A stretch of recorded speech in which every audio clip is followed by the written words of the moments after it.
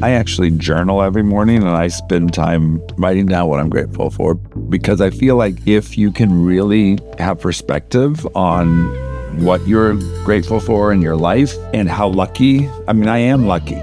I get to do this for a living. I have friends and family around me, like all that stuff that I can just take for granted. But if you can really start from a place of gratitude, there's a lot more power, I think, in us to be able to handle the harder stuff, because we're coming from a place that is strong and full.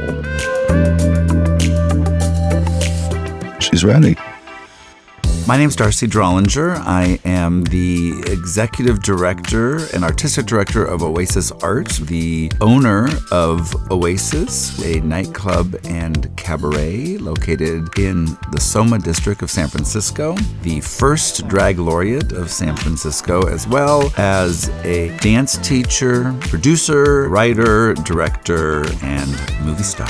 The drag scene in San Francisco is like nowhere else because people here are willing to take chances. Because of that, you're able to create some really fabulous spectacles. It's taking drag to another level, and I think it's demanding that people look at drag as art and not disposable entertainment. Drag lets me express myself in a way that I wasn't able to out of drag.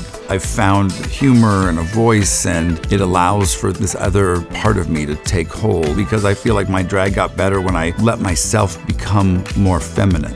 I look at myself with the makeup on, the wig and the padding and the outfits, and you suddenly become this other person, and it is a dream. That experience of seeing that transformation happen is very addicting.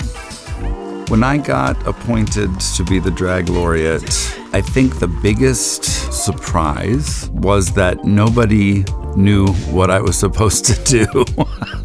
I didn't realize that I was going to have to fully carve out the role. That and how many early mornings where I would have to be in drag by 11 a.m. in City Hall, and that light is not flattering. There were lots of pinch me moments. Being able to throw the first pitch at the Giants game. I'd never really thrown a baseball. Ringing in the bell for the Warriors game and meeting Steph Curry. Having a drag queen involved in those things that does not seem like a place where a drag queen would not only be invited but celebrated. Hanging out with the mayor in our sequined jumpsuits on Pride and talking about city politics. Those moments were really the ones that I'll sort of cherish.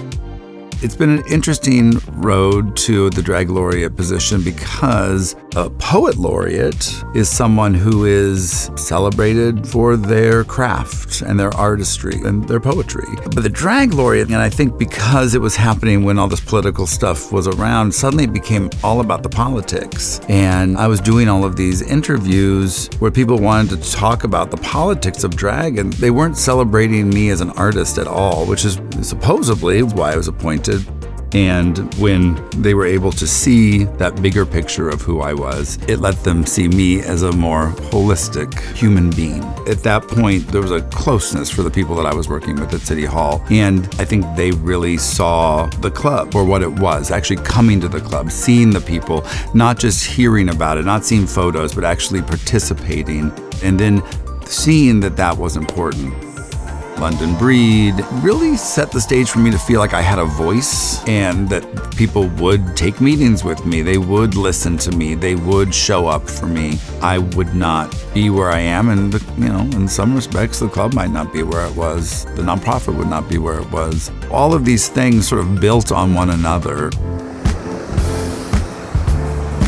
Oasis originally was a business opportunity, but we also deeply saw a void in terms of a space where we could do our nightclub events that wasn't dependent on other people. Heklina, who I started the business with, she came from the club world, and I came from the theater and cabaret world. So we fit really well together in this kind of hybrid space. We really did care about the experience for the performer. I can't tell you how many times I've had to put on shows where the dressing room is the public bathroom that everyone uses, or the electrical closet. So when we set out to do this, we wanted a space that really recognized the needs of the performers and also just spoke to them in a sense of like, we see you. We've got space for 12 to 24 people, lights, mirrors, storage closet, a bathroom, a monitor so you can watch what's happening on stage back there. I upgraded to air conditioning. It was pretty hot there for a while. It was a sweltering dressing room with a lot of people in it, but we cared. I think drag is very powerful in the sense that it blows things up. If I'm looking at that purse or that pair of shoes, that's a pair of shoes. We've all seen it. We know exactly what that looks like. If I look at that under a magnifying glass, it looks completely different. It's a completely different thing. That is the power of drag. It lets us look at things through a different lens. And it lets us look at gender, lets us look at all of these different things through a lens that we're not used to looking at them through. And in that respect, drag transcends a single art form that allows you to work in any medium. Pre-pandemic, my business partners wanted to retire, and part of them wanting to retire was their realization that this wasn't a giant moneymaker. Costs a lot to be fabulous. And I remember sitting there and agreeing I was going to sell with them, and I slept on it. I came back the next day and I said, I don't want to. This is too important to me and to the community, and so I asked some friends if they wanted to invest, and I raised enough money to buy them out. And then 2 weeks later, the pandemic hit. And I thought either I've made the worst decision.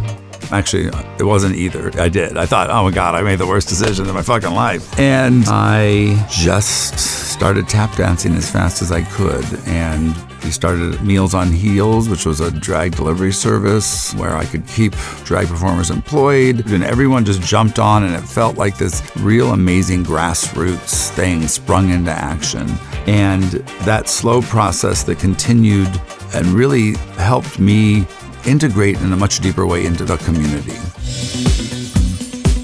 What I set out to do with Oasis Arts is to create resources and funding for the community and the work that we are currently already doing. So, for example, I had a friend, Gina La Divina, who is an amazing trans woman in her 70s. She was a great performer, but really didn't have access to performing, and she wasn't getting to fully be realized. I would make sure she was paid well. I would give her tech time. I would make the stage beautiful, bring in furniture for her, and make her a real showgirl and elevate what she had done.